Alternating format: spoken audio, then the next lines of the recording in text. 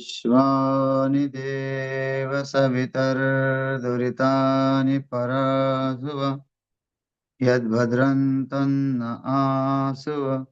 ॐ शान्ति शान्ति शान्तिः। वसुदेवसुतं देवं कंसचाणूर्यमर्दनं देवकी परमानन्दं कृष्णं वन्दे जगद्गुरुं। श्री सद्गुरुदेव भगवान की जय। प्रस्तुत श्रीमद् भगवद गीता का 18वां अध्याय और श्लोक क्रमांक 53वां चल रहा है। यहाँ भगवान उस सिद्ध योगी के बारे में बात करते हैं कि वो किस तरह की जो है अवस्था में विचरण करते हैं। महात्मा अ, जब अपनी अवस्था पे आता है, देखिए जब तक अपनी अवस्था पे नहीं आता है तब तक पता नहीं चलता। सिद्ध महात्मा अलग है और साधक ब्रह्म अवस्था में आना अलग है ना। जैसे जड़ भरत जो बाद में जो है ब्राह्मण के कुल में जन्म लेके कुछ भी कर्म से जो है कर्म का मतलब अनासक्त कर्म, मतलब कर्म करते हुए भी अनासक्त थे। तो उनको कोई कहेगा कि भाई उनके शरीर में जो दुख होता है या फिर वो ऐसे कई कई जगह देखा गया विरक्त से भी, हाँ जो विरक्त होते हैं उनको कई देखा गया है, पागलपन भी करते हुए देखा गया, पागलपन की जैसी चेष्टा करते हुए देखा गया। तो वो इसलिए करते हैं कि वो किसी कर्म न फंसते हुए, ऐसा नहीं कि पूर्ण रूप से सिद्ध हुए, लेकिन वो जन्मों का जो प्रारब्ध बाकी शेष रहा है और उनको उस शरीर में ज्ञान हो गया है, ज्ञान हो गया है, लेकिन शरीर प्रारब्ध थोड़ा बाकी है। तो उसके कारण वो आगे के कर्म में बाधा न हो, इसीलिए किसी बात में जो है वो थोड़ा सा ये नहीं करते, मतलब आना आसक्त नहीं होते, हर कार्य से वो दूर रहते हैं। और जो सिद्ध महात्मा है जो जो पहले से स्वयंभू है, वो तो किसी भी तरह भी राजा की अवस्था में भी आ सकता है, हाँ किसी भी अवस्था में आ सकता है और अच्छी तरह मानसिकता हो सकती है, संसार का पूरे कार्य करते हुए देख सकते हैं, लेकिन करते हुए भी वह अनासक्त है और उनके अलौकिक कार्य होती है, जन्म से ही वो अलौकिक होता है। तो ये सिद्ध महात्मा का है। और जो साधक सिद्ध होता है उसका कार्य जब तक वो पूर्ण रूप से सिद्ध नहीं होता तब तक उसका वो जो है साधक अवस्था भी रहती है और फिर वो उस अवस्था में भी रहता है ना। कोई कोई प्रश्न कर सकता है कि एकदम वही पूरा ब्रह्म ज्ञानी हो गया है तो फिर कैसे। हम्म, तो ये यही है उत्तर उसका कि पूर्ण रूप से हुआ का मतलब ज्ञान हो गया है, लेकिन वो प्रारब्ध बाकी है। तो यहाँ वैसे ही जो जिस साधक की अवस्था करते हैं उसके अंदर के सब विकार नष्ट हो गए, उसके अंदर कुछ भी नहीं है, अब वो शांत चित्त हो गया है। उसका मन किसी की तरह लाए लाए होता नहीं है, किसी की वस्तु के प्रति वो आकर्षित नहीं होता है, किसी से वो राग नहीं कर रहा है, ना किसी से वो द्वेष कर रहा है।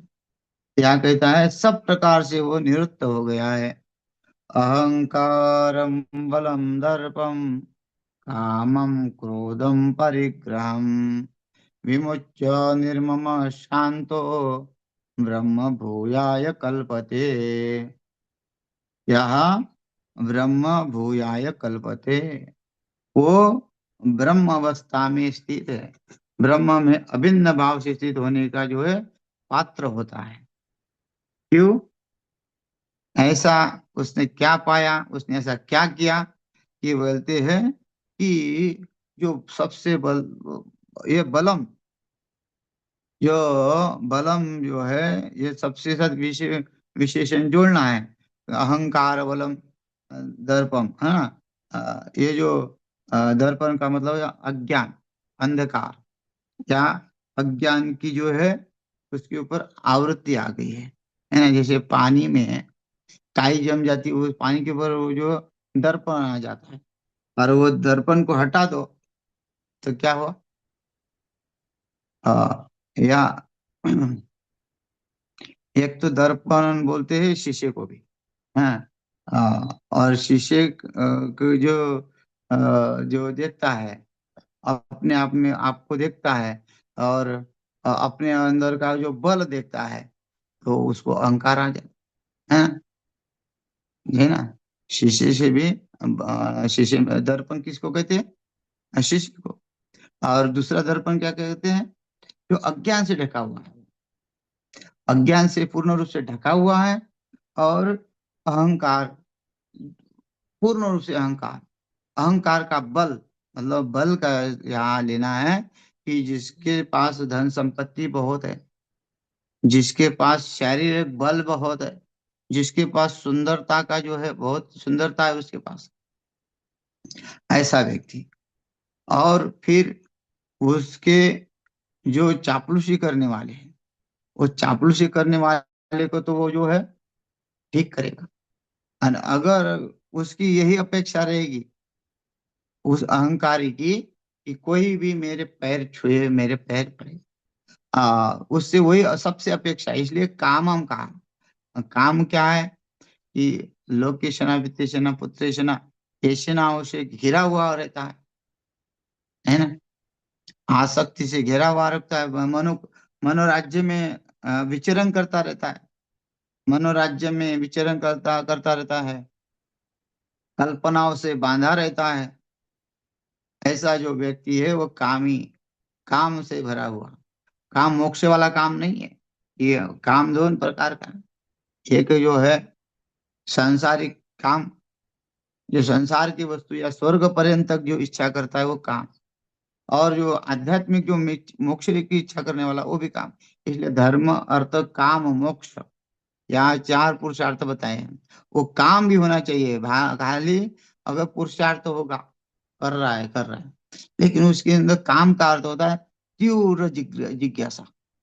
काम ही होता है ना। काम जो होता है, जो आध्यात्मिक वादियों के पास जो तीव्र जिज्ञासा कि मुझे ब्रह्म की प्राप्ति कैसी होगी, मैं भगवान से कैसे मिलूंगा, मैं भगवान की स्तुति कैसे कर पाऊंगा, और मैं भगवान की भक्ति कैसे कर पाऊंगा, भगवान मुझे कब प्रसन्न होंगे, इस प्रकार के कब मैं मोक्ष को प्राप्त होऊंगा, कब इस संसार के दुखों से मैं निवृत्त हो जाऊंगा, ऐसी जो कामना करते हैं। और जो अर्थ उसी लिए कमाता है, धर्म अर्थ। पहले तो धर्म से जीता है। हाँ, वेदों का अध्ययन करना, अपने दिनचर्या को सही रखना, आचरण से रखना, है ना। और आचरण रखते हुए अपने दिनचर्या को, अपने संस्कारों को अब नित्य नियम से करना, वो होता है धर्म। क्योंकि जिसका इसका धर्म हो, ऐसा नहीं कि केवल ब्रह्मचारी को ही धर्म होता है। किसी भी अवस्था में चारों वर्णों को, है ना, ब्राह्मण क्षत्रिय वैश्य शूद्र, इन चारों धर्मों को जैसे भगवत गीता के अनुसार जो जो धर्म का पालन करने के लिए कहा है ना। शास्त्र कर्म स्वभाव जो ब्रह्म कर्म स्वभाव जो ब्राह्मण का, और कृषि को वाणिज्य, ये जो है वैश्य का स्वभाव है। और अपनी सेवा स्वभाव जो है और शूद्र का है। और उसी के अनुसार वो उस भाव में स्थित रह के वो कार्य करता है। तो ऐसा जो अपने काम से आचरण करता है ना। जिसका जो काम आचरण क्या है, आचरण क्या है, क्या इसक्यों नहीं मानेंगे हम कि दिन भर भाई नल के नीचे रहो, नल के नीचे रहो तो तुम्हारी शुद्धता हो जाएगी। मछली तो दिन भर पानी में रहती है, वो क्यों नहीं मुक्त हुई? तो ये आचरण का मतलब ये भी नहीं है, वो तो होता ही है, पवित्रता रखनी पड़ती है, स्नान दान सब करना पड़ता है, सब। लेकिन जो अपनी ईमानदारी है, जिस वर्ण में जमा है, वही आचरण कहा गया है। भाई आप सत्य से थोड़े भी इधर उधर न हो जाए, वही सही आचरण है। दिन भर नहा रहे, धो रहे, पूजा पाठ कर रहे, मंत्र जाप कर रहे, और फिर भी जो है मुख में सत्यता नहीं। मन में सोचे ना है कि मेरा कैसे कारोबार बढ़ेगा। भगवान की प्राप्ति भी, भगवान की भक्ति भी लोग डर डर के करते हैं आजकल, कि मुझे ये प्राप्त हो जाए, वो प्राप्त हो जाए। हाँ, इसको वो हो गया, वो देखो, वो जो है पारमार्थ करता है तो उसके घर में बरकत है। और उसको देखा देखी ये भी पारमार्थ करने लगता है कि मेरे घर में भी बरकत आ जाए। बरकत आना तो ये अपने भाग्य के ऊपर है। बोलते हैं कि अन्न मान धन ये तो प्रारब्ध आदि ना, ये तो पूर्व से ही निश्चित है कि आपके घर में कितना धन होना है, कितना अन्न होना है, आपको कितना मान सम्मान होना है। बस आपने यहाँ आके मुक्ति के लिए साधना करनी है। और मुक्ति के लिए साधना प्रयास करना ही क्या है? सत्यता है। सत्य को स्वीकार करना है, सत्य से चलना है, वही आचरण है। और उस आचरण को रखना। वो कौन रखेगा? जिसने ब्रह्म की कामना की है। ये दिन संसार की कामना, संसार की वासना, वो कामना नहीं है ना? जैसे रावण की कामना थी माता सीता को जो प्राप्त करना, तो उसकी पूरी नहीं हुई फिर। कामना या किसी की भी पूरी नहीं होती संसार में। हाँ, लेकिन मोक्ष की कामना अगर करेंगे तो जरूर पूरी होगी। इसलिए धर्म अर्थ काम मोक्ष, धन भी जो है जैसे चार वर्णों को कहा अर्थ, उसी के अनुसार करना, धर्म अर्थ काम। हाँ, और वो कामना मोक्ष की हो, और बाद में मोक्ष के लिए जो है तीव्र जो है तड़प, ऐसी ऐसा जो है वो है ब्रह्म भूयाय कल्पते, शांत हो गया। जिसने ऐसा अपने जीवन में आचरण किया और काम को छोड़ दिया, अहंकार को छोड़ दिया। हाँ, जो अहंकार का जो है भाव है वो सब छोड़ के क्रोधम परिग्रहम, परिग्रह है ना? क्या परिग्रह का अर्थ है? जैसे हम संकल्प करते हैं, संकल्प करके जल को छोड़ देते हैं, वैसे उन्होंने इस संकल्प को उससे संकल्प से छोड़ दिया। क्या था संकल्प? एक बरस ईशावास्यम इदम सर्वम, हैं? ईश्वर सर्वभूतानां, हाँ, ये मेरे सिवा मेरे परमात्मा के सिवा जो है दूसरा कुछ भी नहीं है, ऐसा परिग्रहम, ऐसा उन्होंने जान लिया और संकल्प कर दिया। इसलिए उनका अहंकार, बल, दर्पम, काम, क्रोध ये सब निवृत्त हो गया। विमुच्यम निर्ममम शांत हो। और विमुच्य मतलब त्यागना, परिग्रह मतलब उसका संकल्प करके, विमुच्य मतलब उसको त्याग दिया। देखिए कई कई जगह कई शब्दों का अर्थ जो है कई अलग अलग कर रखे हैं। लेकिन जैसे परमात्मा ने आ, विचार दिया है, और कुछ संत महात्मा का जो पढ़ के, हाँ, बाकी और कोई भाष्य को पढ़ के उसके अनुसार अपने अपने अंदाजे अर्थ कर रहे हैं। तो यहाँ विमुच्य का अर्थ मतलब त्यागना, वैसे त्यागना तो होता ही। हाँ, निर्ममः या शांतो, वो निर्मम यहाँ कहा गया कि उसको मतलब दुर्मम मतलब जो भाव है ना, वो भाव उसका समाप्त हो गया, मैंने सन्यासी भाव हो गया। निर्मम निर्गतः मम, हाँ, जो मम मैं है, मेरा, मम मतलब मेरा, मेरा ये अहंकार, बल, दर्प, काम, क्रोध ये सब निवृत्त हो गया। मम है ना? ये जो है मम निर्ममम, निर्गता मम, ऐसा कर सकते हैं। अ, और जो है ममता रहित, है ना? जैसे अहमता देह में होती है और दूसरे के शरीर में ममता होती है। तो किसी के ऊपर कोई ममता नहीं है, इसलिए अब मेरे सिवा दूसरा कोई नहीं है। उसकी अवस्था हो गई विश्वम दर्पण दृश्यमान नगरी तुल्यम निजांतर्गतम पश्यन्नात्मनि मायात बहिरोत भूतम यथा निद्रया। भूत भूतम यथा निद्रा, बहिरोत, बहिर और अंतर में, जो आंतरिक भी वही दिख रहा है, बाहर भी वही दिख रहा है। इसलिए अब वो कुछ कहीं भी करने लायक नहीं है ना? जैसे एक गोपी कहती है, हरि ने माजे हरि ले चित्त भार वित्त विसरले, आता कैसी जाऊ घरा नहे भरा लौकिक।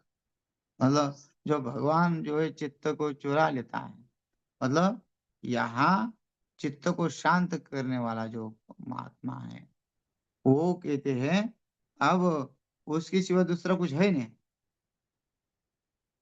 हरि ने माझे हरले चित्त नहीं, हाँ, मतलब यहाँ है कि जैसे कहाँ पग डालूं देखे अंधेरा, देखा तो सब वही ने घेरा। कहाँ मैं पैर डालूं, गोपी कहती है। उसके सिवा दूसरा कुछ है ही नहीं। देखा तो सब वही ने घेरा, सब जगह तो वही है। तो इसलिए फिर किसी की वस्तु के ऊपर ममता रही नहीं, कि वस्तु पता चल रहा है कि ये तो जिससे बना हुआ है वो कल्पित है ना। जो बना हुआ कल्पित नहीं, जो है वो कल्पित नहीं, लेकिन जिसके माध्यम से बना हुआ वो कल्पित है। हम्म, सोना, सोने से जो गहने बनते हैं वो कल्पित है गहने, क्योंकि गहने कभी भी मोड़ सकते हैं, उसका सोना पुनः पुनः अपने स्वभाव में वो आ सकता है। इसलिए जो दृश्यमान जो जगत है ना, वो परमात्मा से भिन्न नहीं है। हम देख लीजिए कि सोने से गहने कोई भिन्न थोड़ी है, लेकिन फिर भी गहने कल्पित है, वो नष्ट होने वाले हैं। वैसे संसार जो है ये परमात्मा से भिन्न नहीं है, इसको समझ में आ गया तो वो फिर उससे अलग मानेगा नहीं, उसमें और वस्तु का दर्शन करेगा नहीं। भाई इसके इसका मंगलसूत्र बन रहा है, इसका जो हाथ के कंगन बन रहे, कान के कुंडल बन रहे, ये क्या है? ये कल्पना की हमने, वो बना दिया, तो कल्पित हो गए ना।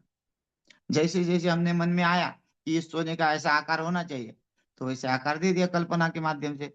तो वैसे ये जो जगत है, ये जगत क्या है? ये कल्पना है ना। इसलिए जैसी कल्पना करोगे वैसे जगत निर्माण होगा। इसलिए सपना भी हम देखते, कैसे देखते हैं?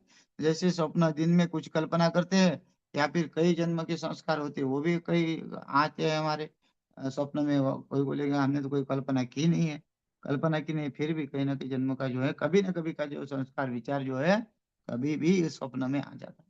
तो स्वप्न क्या सत्य होता है? स्वप्न भी निरर्थक होता है, काल्पनिक होता है वो।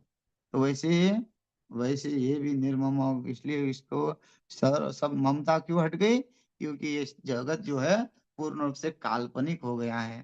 काल्पनिक मतलब जो हमने सोचा है, और सोचने वाला को भी निरंतर हो ही नहीं सकता। वो वस्तु हमेशा के लिए नहीं हो सकती। कोई भी संसार की वस्तु जब बनती है तो वो नष्ट जरूर होती है ना। हाँ, मिट्टी का ध्वंस नहीं होता, लेकिन घट का ध्वंस जरूर होता, क्योंकि घट काल्पनिक है। इसलिए ध्वंस भिन्नत्वे सति ध्वंस अप्रतियोगित्व नित्यत्व, ये जो है न्याय का जो है नित्य का जो है लक्षण है।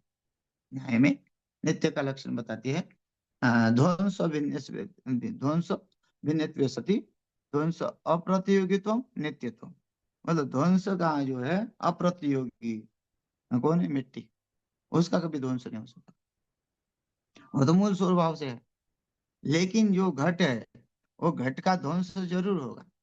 इसलिए फिर उस वो ये जानता है कि ये ध्वंस, ये नाशवान है। नाशवान इसलिए हो गया, नाशवान होने से उसके अंदर की जो ममता है वो ममता सब नष्ट हो जाती है। फिर क्या वो क्रूर हो जाता है क्या? नहीं, क्रूर नहीं होता है। वो जैसे बोलता है कि सोना सोना है, वो भी सोना है, वैसे ही वो भी ब्रह्म है और बाहर भी ब्रह्म है। इसलिए किसी के प्रति ना राग है ना द्वेष है। वो किसी में कुछ नुक्स दिखता ही नहीं उसमें, ना किसी में अच्छा दिखता है ना किसी को बुरा दिखता है। इसलिए उसके सब कर्म जो है समाप्त हो गए, क्योंकि वो कर्म किस लिए करेगा? कर्म करता आदमी दूसरे के लिए, अगर दूसरा कोई है नहीं उसके सिवा, वो अपने लिए कर्म कर रहा है, अपने लिए कर्म कर रहा है, तो वो शांत है। क्योंकि ना उसको वो उस अवस्था को प्राप्त है, ना उसको भूख की चिंता है, ना कोई नहाने की चिंता है, क्योंकि जलमय है वो अन्नमय है, है वो विज्ञानमय है, वो ज्ञानमय है, सब प्रकार का वो हो गया है। इसलिए शांत तो है वो, ब्रह्म भूयाय कल्पते, ब्रह्म में स्थित है। वह सर्व व्यापक हरि सर्व व्यापक सर्वत्र समाना, प्रेम से प्रकट भय में जाना। वो केवल सब में प्रेम रखता है, क्योंकि सब जगह वही वही उसको प्राप्त है। तो यहाँ अ, दूसरे श्लोक में कहते हैं ज्ञान योग के से पराभक्ति की प्राप्ति करता है। ऐसा नहीं कि वो ज्ञानी हो गया, ब्रह्म हो गया, फिर एक ही जगह बैठ गया? नहीं। इसलिए संत महात्मा उसके ऊपर लिखते हैं, वो बोलते हैं, मोक्ष मोक्ष आमा घरी कामा रीति दासी। देखिए, वेदांत जो है, वेदांत का, वेदों का जो अंत भाग है 4,000 मंत्रों का, वो तो जो ब्रह्म के सिवा दूसरा कुछ भी नहीं है। लेकिन उस ब्रह्म की प्राप्ति होने के बाद भी या फिर संत महात्मा क्या कहते हैं, वेदांता जो अर्थ आमा से उठा, मतलब जो जो अवतारी पुरुष होते हैं, संत महात्मा जो सिद्ध होते हैं, वही सही से अर्थ वेदों का निकाल सकते, क्योंकि वो त्रिकाल ज्ञानी जिन्होंने तीनों काल का लिखा है, पहले ही ग्रंथों में पाया जाता है। तो ऐसे महात्मा लोग जो है उसका वर्णन करते हैं कि वे मुक्ति आमागरी कामारिति दासी। ऐसा नहीं कि यहाँ कई लोग, वेदांती लोग ये बोलते हैं कि भाई मुक्त होने के बाद क्या है, कुछ भी नहीं है, उसके ऊपर क्या कुछ भी नहीं करेगा। ऐसा नहीं। और गीता में भी कहा है कि वो अपने कर्म को नहीं छोड़ना, जब तक वो अवस्था को प्राप्त नहीं होता तब तक वो कर्म को नहीं छोड़ता। फिर प्रश्न ये है, अब मुक्त हो गया, आप कहेंगे कुछ नहीं है, तो फिर वो अवतार ही क्यों लेगा? हम तो अवतार मानते हैं ना। अवतार मानेंगे तो भाई, अवतार अगर वो ब्रह्म पूर्ण रूप से सिद्ध ही हो गया है और उसके लिए सब ब्रह्म ही है और कुछ करना ही ना, वो उस ब्रह्म में स्थित है, फिर उसको कुछ दोबारा उसका जन्म नहीं है, ऐसा अगर मानेंगे, तो फिर ये अवतार क्यों होते हैं? तो अवतार की दृष्टि से अगर हम देखते हैं, तो अवतार तो भगवान का भी होता है, संत महात्मा का भी होता है। संत महात्मा भी जगत कल्याण के लिए आते हैं, भगवान भी परित्राणाय साधूनां विनाशाय च दुष्कृताम्। और अ, अ, बोलते हैं, धर्माचे पालन आमा धर्माचे पालन आमा करने पाखंड खंडन। जो पाखंडों का जो खंडन करने वाले होता है, वो भगवान नहीं करता है, वो संत महात्मा ही करते हैं। जैसे तुलसीदास महाराज जी ने किया, जैसे संत तुकाराम महाराज जी ने किया, संत एकनाथ महाराज जी ने किया, संत ज्ञानेश्वर महाराज, अन्य संत जितने भी, मीराबाई है, जितने भी संत हुए हैं, उन्होंने पाखंडों का खंडन किया। जो पाखंडवाद चल रहा था, कर्मकांड ज्यादा मान्यता थी, और जो है भगवान की जो है उपासना कैसी की जाए, भक्ति कैसी की जाए, वो सब कर्म कांड में ही लिप्त कर रखा था। तो उसको भी स्पष्ट रूप से जो अपने वाणी के माध्यम से जो है कवित्व के माध्यम से संत महात्मा ने लोगों को समझाया। इस श्लोकों का जो अर्थ है, वो चौपाई के माध्यम से जो उन्होंने जगत को दिया है।